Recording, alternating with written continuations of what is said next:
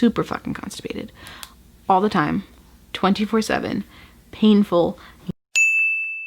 Hello guys, welcome to my channel. My name is Kiara. If you guys are new here, today we're going to be talking about my first trimester experience. I am currently pregnant with my first child. Me and my husband are over the moon ecstatic. She is a little girl and she is due at the end of March. So I am filming this video a little bit late for you guys. This is going to be my first trimester experience, but I am currently 18 weeks, 2 days pregnant. So push this video off for just a little bit. I do have a ton of notes here so I don't forget to say anything. So if you guys do see me looking down, that's why I have a whole bunch of notes here for you guys, so I don't forget anything. Hopefully. I'll probably still forget something. First of all, I just want to say that it's really weird to be in this room. Before, this was my beauty room. This is where I filmed all my videos, but we're currently in the process of transitioning it from my beauty room to the nursery, which is why this wall is pink. There's currently a rocking chair in here. I'll try not to rock back and forth because I feel like that might be a little bit distracting for you guys. But yeah, this is her nursery, which is wild to me. Now, getting into everything, we gotta rewind a little bit. So I missed my period in the month of July. So my last period would have been June 2nd. And normally my periods are pretty well timed. Sometimes they're off by like a day or two, but I can feel when I'm going to start my period. So normally I don't cramp when I'm on my period. I cramp like the day before I start, and it's normally like pretty intense cramping, so like I know I'm gonna start, and I didn't. I kept getting this cramping and I was like, okay, I'll start tomorrow. Okay, I'll start tomorrow.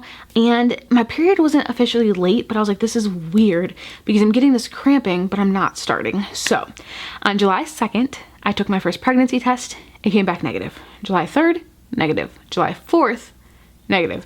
July 5th, negative. July 6th, negative. So after a week straight of taking pregnancy tests, I'm like, okay, I'm not pregnant. Like, whatever. I don't know if I was stressing, but during the month of June, I was extremely stressed out. So I was like, it's fine. It's just stress. I've taken pregnancy tests, so apparently I'm not pregnant. It's fine. So I didn't think anything of it. 3 more weeks rolls around, and because I've taken these pregnancy tests, I'm like, I'm not pregnant. But I'm just like, wow, like it's starting to get to the end of July, and I'm just like, I still haven't started my period. So I called my gynecologist and I said, hey, I just want to schedule an appointment because I missed my period. I just want to make sure like my hormones are all okay. And the lady on the phone's like, oh, well, did you take a pregnancy test? And I was just like, yeah, they all came back negative. She's like, okay. And like, she's like, we'll make your appointment for Monday. So I was like, okay. So I was telling my husband on the phone, like, hey, like her tone was just like, are you sure? And I'm just like, how would I not be sure? I took 7 pregnancy tests. Like, I'm positive. So we didn't really like think too much of it. Looking back, there were definitely signs that I was pregnant.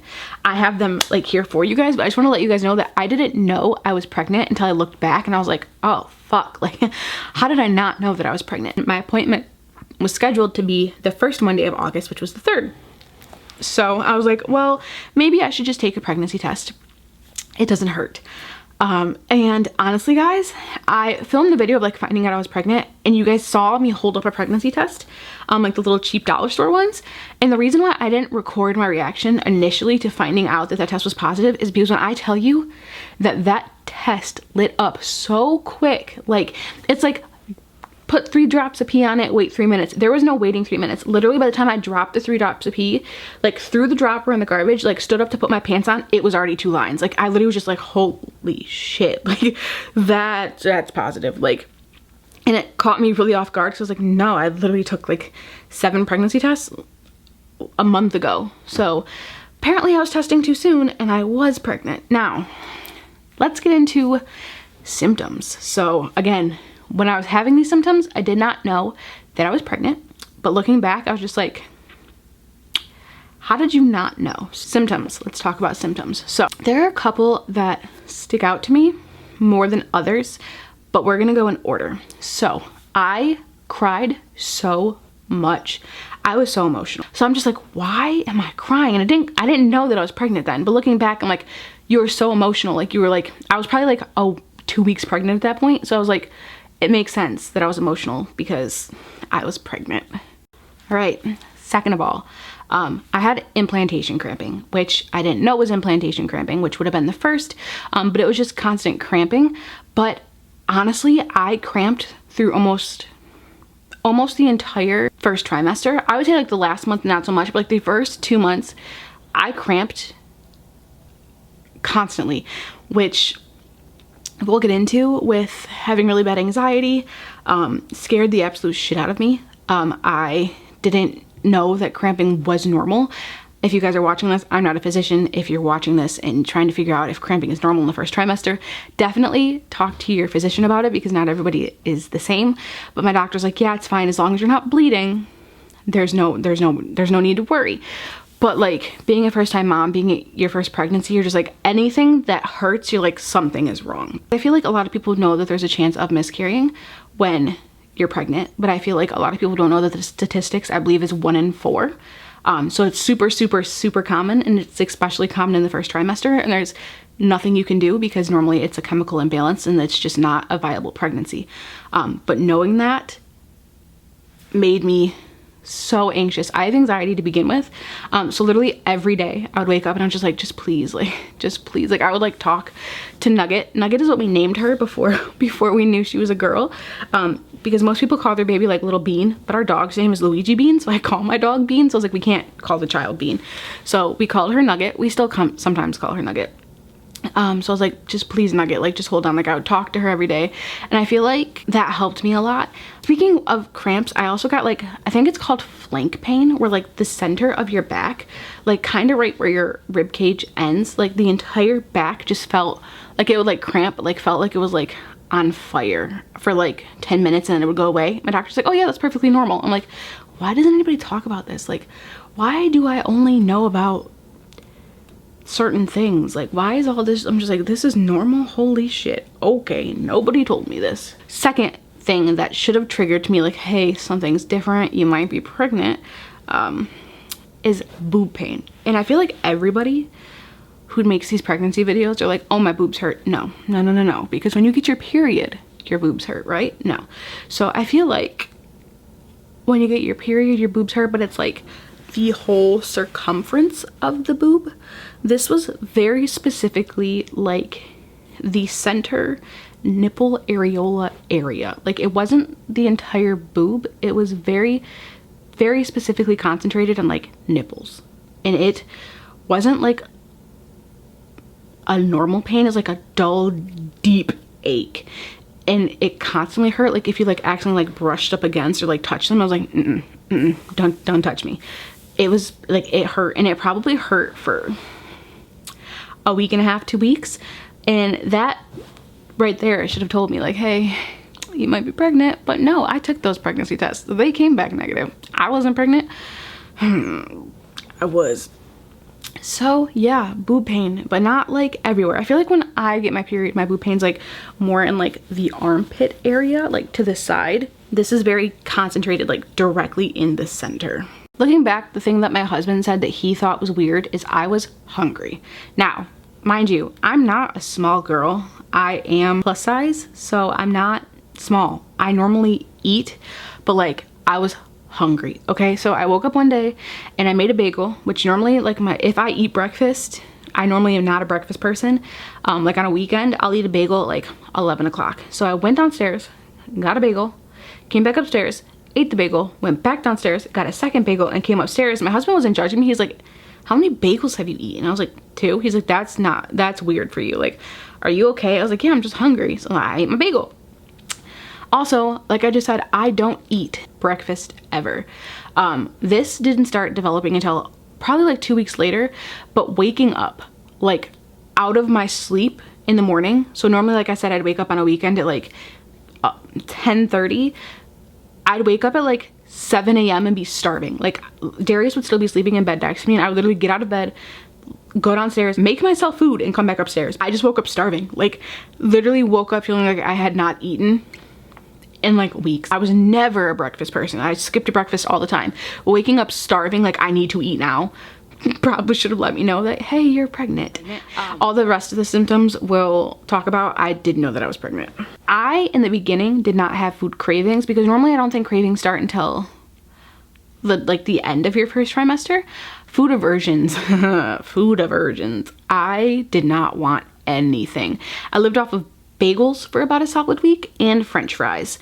Also, I could not eat red meat, the thought of red meat, the smell, the sight of red meat, 100%, like I'd gag. I couldn't do it. Taco Bell, I don't know why. Like, we eat Taco Bell often, but it's not like we eat it once a week. Like, it is one of our go-to fast food places, but it's not something that we eat all the time. Driving past Taco Bell, I would like gag. Like, the thought of Taco Bell for honestly well into my second trimester, I couldn't do it. I couldn't even think about it. It was out of the question. It was disgusting. The food aversions were bad. I couldn't eat a lot of stuff for a while, but I knew that I needed to eat protein. So I was eating chicken kebabs for a while because that's the only like protein that I could keep down. What else was I eating? Like nuts and stuff like that was fine, but meat wise, like protein was hard. Okay. Also, general pregnancy symptoms. I was tired all the time, and not even like tired. I saw this, like, I wouldn't call it a meme. It was just like this thing on Facebook, and it was like, there's tired and then there's pregnancy tired. And I was like, that is so true. Like, it's not even tired, it's exhaustion. And you don't even have to do anything. Like, walking up the stairs, exhausted. Like, I don't know how to explain to you guys like how tired. Like, I had no motivation, no energy. I could have slept for so long and woken up and like there was nothing. Like, you have no energy. Like, you are completely drained, depleted. There's no doing anything because you're that tired. Nausea. I had, I guess, morning sickness, but morning sickness normally entails throwing up. But I also read that morning sickness can entail not actually throwing up, it's the nausea. So I started getting nauseous probably around 7 weeks. 8 weeks. Around 8 weeks, I got nauseous. And the nausea doesn't go away. It's there all the time. It doesn't matter if you eat anything.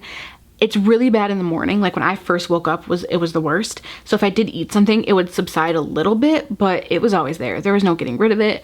The only thing that got rid of it was candy, which I know you're not really supposed to eat candy when you're pregnant, but just like hard candies. You can get sugar-free hard candies, but like constantly sucking on something, like to have saliva in your mouth, or like a ginger soda.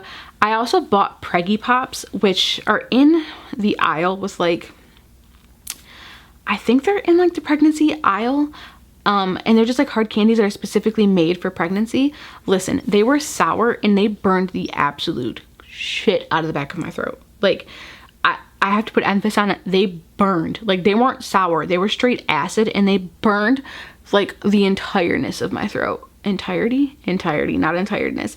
They burned my throat so bad that I 10 out of 10 do not recommend. Like, don't buy them. Don't even waste your money. They're kind of expensive. They're like $9, I think. I bought them at Target. They burn. They don't help with nausea. They kind of taste weird. Don't buy them. Okay, now the next 3 symptoms we're going to talk about, not everybody's going to have, but I had them, which were really weird. 1, congestion. Pregnancy congestion is a thing, and it doesn't help when we're in the middle of a pandemic and you wake up and you can't breathe. You're like, oh God.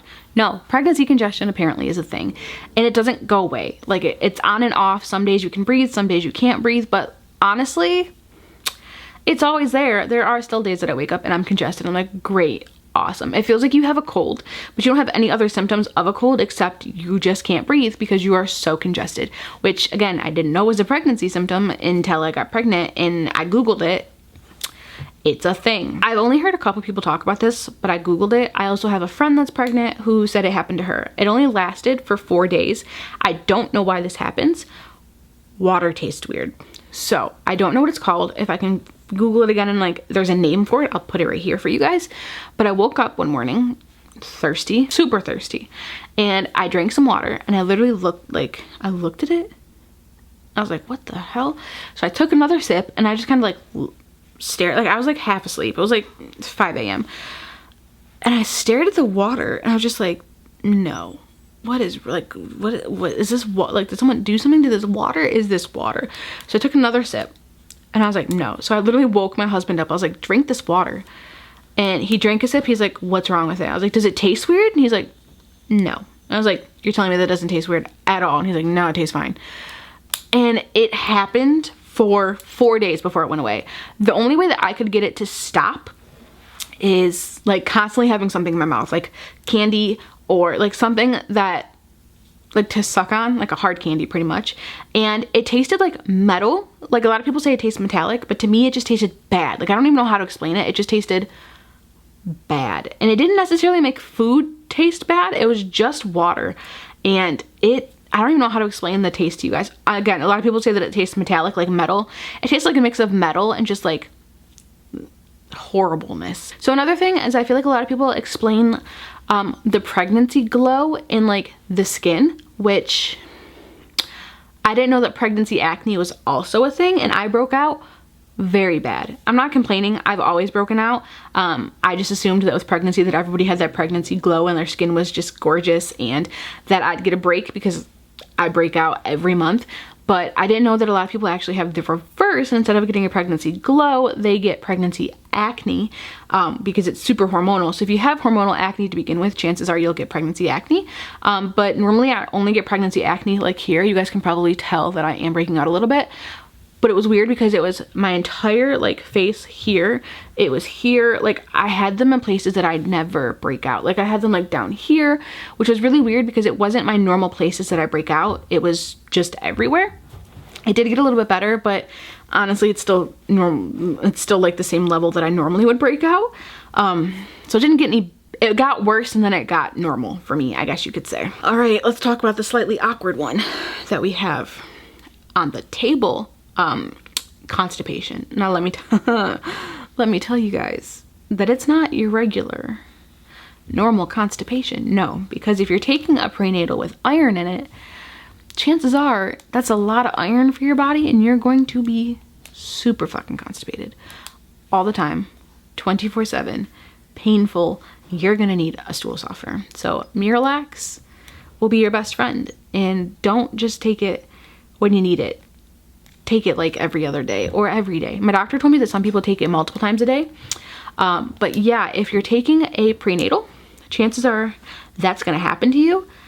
So just a heads up, if you have not hit that stage yet, congratulations. I'm jealous. I'm super jealous because honestly,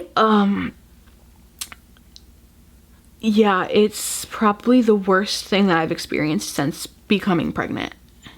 It's super uncomfortable. It's super painful. This is TMI, but I'm just being real with you guys. If you guys are here, you're probably here because you want to know. Yeah, take a stool softener because it's not. If you got to the point where I got to, where you have to like give yourself a pep talk, like you got this, it's okay, like you will survive, you're gonna need it. All right, now this is worth noting because it happened for me, but it's not gonna happen for everybody. I did get medicated for high blood pressure. I went to the doctor a couple times. They checked it. It was elevated. They made me get an at-home monitor. I had to check it myself. It was still elevated. Not as much. I do have white coat hypertension, which means you get really anxious when you go to the doctor. So your blood pressure is higher, but it was still higher than they wanted it to be. So currently I am medicated. I take 200 milligrams of labetalol twice a day and a baby aspirin. I did struggle with the medicine. I got really bad headaches. I feel like I'll probably make a whole video about that because I feel like that happened in the first trimester, but my headache situation happened in the second trimester. But I did get really bad headaches from labetalol. A lot of people get really bad headaches from labetalol. I had really bad headaches for about a week. They went away. They're on and off now. They're not always there, but I do now have to monitor my blood pressure every day, twice a day, send it to my doctor just so they can make sure that my blood pressure levels out. Lastly, you're probably gonna need to buy a new bra. I needed to buy a new bra probably like 8 weeks in because your boobs do get larger, and not even just larger, they just are different. So yeah, I've been wearing a nursing bra for 10 weeks now. They're comfortable, it doesn't bother me, but like you're probably going to have to get a new bra. I know a lot of people get like the cloth ones, like the bralettes, but honestly, I don't know if it's just me or if it's a lot of pregnant women, but my nipples are always hard. They're always hard. So I can't like just wear a bra with them just like super intense hard. Like I just don't want to. So I do wear, because even with a normal bra, you can still kind of see them. Because again, it's just like a different level of, yeah. I got some other boob news for you guys. We'll wait till second trimester because technically those changes didn't happen until second trimester, and nobody ever fucking told me this, okay? Nobody told me this one, just wait. At least my first trimester cravings were potato salad. I don't know why. Now thinking about potato salad, I kind of want to throw up, but there was like a week where I just wanted potato salad. Second, French onion dip. I don't know why. Again, thinking about French onion dip now, I don't think I want it, but I went through an entire jug of French onion dip way quicker than I should have, and it's not good for you, especially if you're lactose intolerant. Don't recommend that, but it was delicious in the moment, so it's fine. French fries. I only ate French fries and bagels for like a little bit before I was like, you gotta cut this out. This is not healthy. And last but not least, this is still a craving of mine and I don't know why. Tomato slices, like dipped in ranch. But like, even if you don't have ranch, if you have tomato slices, yes. But it has to be like a beefsteak tomato or like an heirloom tomato. It can't be a Roma tomato. It can't be a cherry tomato. It can't be a grape tomato. It has to be like a big beefy tomato sliced like in little slices with like a little bit of salt and some ranch. I don't know why, but now I need a tomato because it sounds delicious. Also, grapes. Grapes are kind of more of a second trimester thing, but they were a little bit in the first trimester. Grapes. I can't get enough of grapes. I'm probably gonna eat grapes after this. Okay, so that is it for today's video.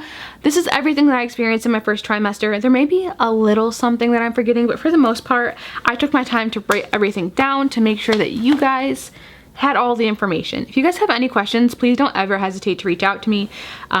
Comments down below. You guys can also follow me on Instagram. I will put it right here. I am super excited to be having all of you guys on this journey with me, and yeah, I'm just super excited. Pregnancy videos will continue coming. Moving forward, my channel is going to be taking a more lifestyle approach, so vlogs, pregnancy related, maybe some cooking. So there will be some changes. If you guys have questions about that, feel free to let me know down below as well. There's probably going to be some scenery changes because I can't film in here all the time, but yeah, so there will be changes coming, but they'll be good changes, I promise. So I'll see you guys next time. Have a great day, night, whatever. Bye guys.